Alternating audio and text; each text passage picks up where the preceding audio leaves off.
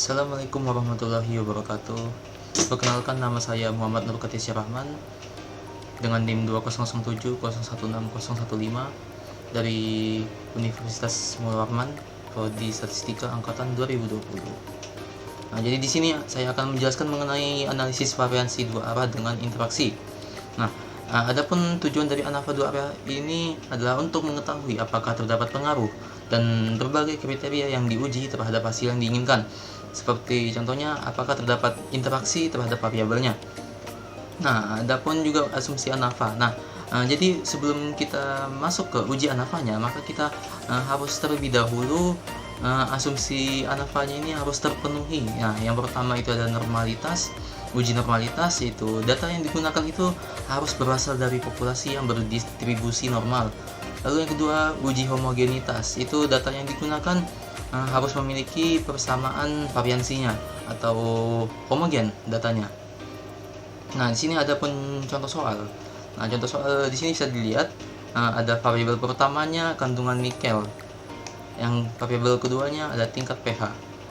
Lalu yang ditanyakan, dengan menggunakan tingkat signifikansi 0,05 ujilah hipotesis bahwa kandungan nikel tidak berpengaruh, terus tingkat pH tidak berpengaruh, dan kandungan nikel dan tingkat pH tidak terdapat interaksi pada ketebalan material.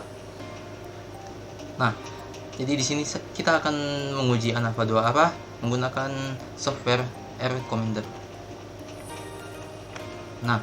Jadi karena menggunakan RCommander, kita panggil RCommander-nya dengan klik library RCMDR.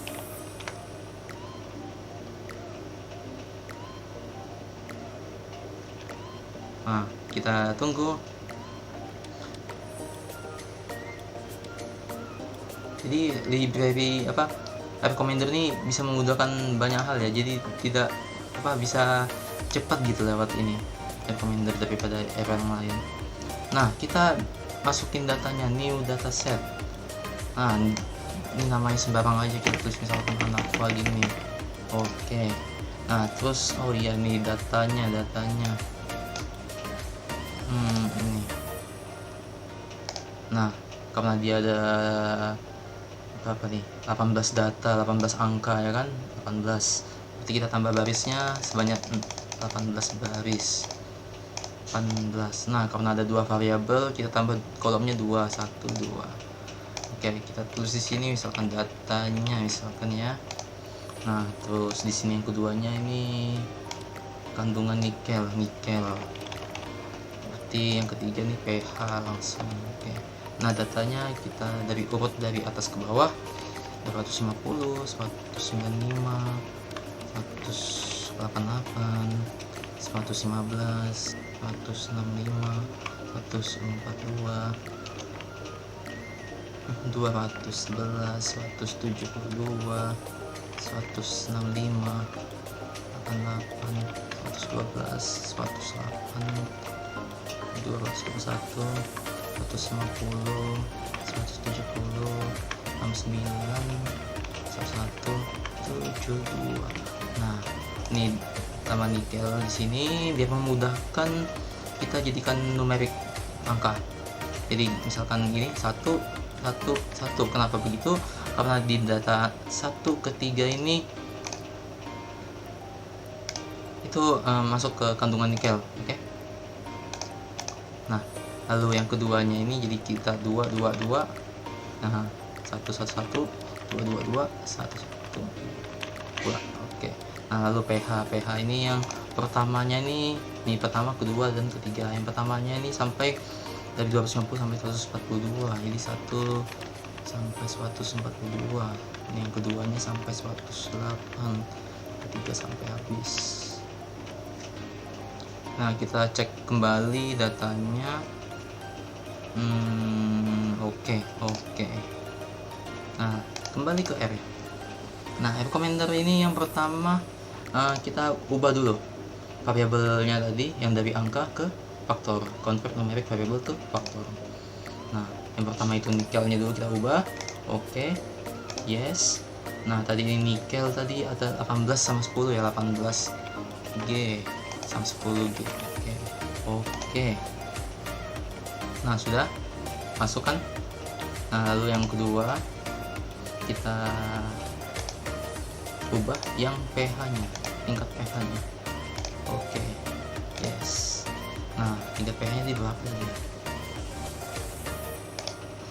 5, 5,5, 6. Oke, berarti 5, langsung aja kita tulis sini. Udah apa? 5,5, 6. 6. Oke. Oke, nah selesai sudah, daftarnya selesai sudah. Nah, selanjutnya kita langsung uji asumsi yang pertama, kenormalan.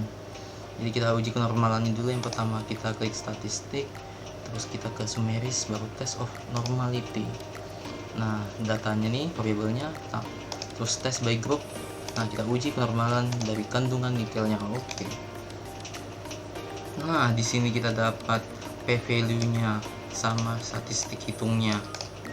Nah, jadi karena yang digunakan p-value, nah p-value-nya ini antara 18G dan 10G.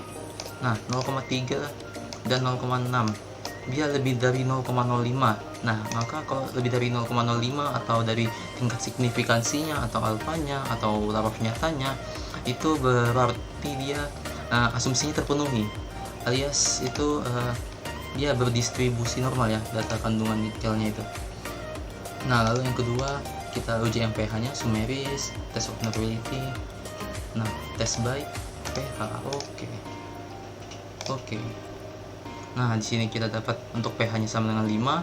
Kita dapat nih pH sama dengan 5, kita dapat p-value-nya 0,71, pH-nya 5,5, p-value 0,55 dan pH sama dengan 6, dapat p-value-nya 0,52. Nah, 0,5, 0,7. Nah, ketiga-tiganya ini lebih dari 0,05, maka dia berdistribusi normal ya. Nah, lanjut lagi, karena sudah berdistribusi normal, kita uji asumsi yang kedua, yaitu homogenitas, yaitu dengan statistik. Terus kita ke variance baru level test. Nah, nikel. Nah, di sini kita pakai mean atau rata-ratanya, karena untuk homogenitas ini kita pakai perbedaan dari rata-ratanya nikel. Oke. Nah, kita dapat ini. Nah, ada muncul nih derajat kebebasannya, ada F hitung atau statistik uji yang digunakannya, terus ada probabilitas atau p-value-nya. Nih p-value-nya 0,1, itu lebih dari 0,05, jadi dia homogen data nikelnya. Nah, lalu yang kedua kita uji homogennya yang pH. Nah, pH. Oke. Nah, kita dapat nih p-value-nya 0,68. Nah, dia lebih dari 0,05 juga. Nah, berarti dia homogen ya.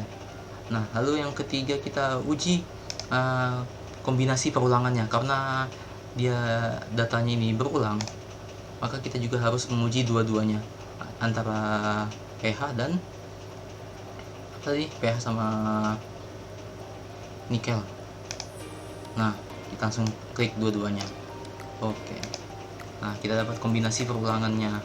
Nah, ini p-value-nya 0,2983. Nah, jadi kombinasi perulangannya itu dia itu homogen karena lebih dari 0,05. Nah, karena asumsi normalitas sama homogenitasnya terpenuhi, maka dari soal tadi kita bisa lanjut ke uji ANOVA 2 arah. Kita klik statistik, means, terus kita multi way ANOVA di sini dia. Nah, di sini kita faktornya kita pilih dua-duanya, nikel dan pH. Terus namanya ini sembarang saja. Terus oke. Yes. Nah, dapatlah sudah. Nah, di sini datanya ini. Nah, yang saya blok ini kita dapat jumlah kuadratnya. Ini jumlah kuadratnya, derajat kebebasannya, statistik ujinya itu atau F hitungnya, terus nih p-value-nya. Nah, di sini juga kita dapat means-nya atau rata-ratanya dari pH dan nikel. Nah, dapat nih. Lalu juga ada standar deviasi antara pH dan nikelnya. Nah, dan juga nih ada counts-nya atau banyak perulangannya. Nah, banyak perulangan ini. Nah, banyak perulangan antara nikel dan pH nih, 3. Nah, jadi ada perulangan sebanyak 3 kali. Nah, tadi P value-nya nih 0,000355, 0,1203, 0,788008. Nah, dari di sini kita akan uji hipotesis. Nah, yang pertama tanda kandungan nikel. Hipotesisnya H0 tidak terdapat pengaruh. Dan H1-nya terdapat pengaruh. Nah, terus nilai value-nya 0,00000 yang tadi itu kurang dari alpha, maka diputuskan tolak H0, jadi H1-nya. Jadi terdapat pengaruh pada kandungan nikel terhadap ketebalan material, kesimpulannya gitu. Nah, lalu lanjut kita yang kedua. Data tingkat pH. Data tingkat pH-nya tadi P value 0,03099. Oke. Terus dia kurang dari alpha, jadi tolak H0. Nah, ditolak H0 jadi terdapat pengaruh pada tingkat pH terhadap ketebalan material taraf signifikansi. Terhadap ketebalan material astaga. Nah, lanjut yang terakhir itu interaksinya ya, interaksi. Nah, jadi apakah terdapat interaksi atau tidak antara kandungan nikel dengan tingkat pH-nya. Sama tadi kita dapat P value-nya. Nah, dia lebih dari alpha. Jadi dia gagal tolak H0. Nah, maka kalau gagal tolak 0 jadi menerima H0-nya, tidak terdapat interaksi antara kandungan nikel dengan tingkat pH pada ketebalan material. Nah, jadi kesimpulannya dia tidak terdapat interaksi antara kandungan nikel dengan tingkat pH pada ketebalan material. Nah, jadi begitu kita sudah mendapatkan jawaban dari soal sebelumnya tadi. Sekian dan terima kasih. Kurang lebihnya saya mohon maaf. Wassalamualaikum warahmatullahi wabarakatuh.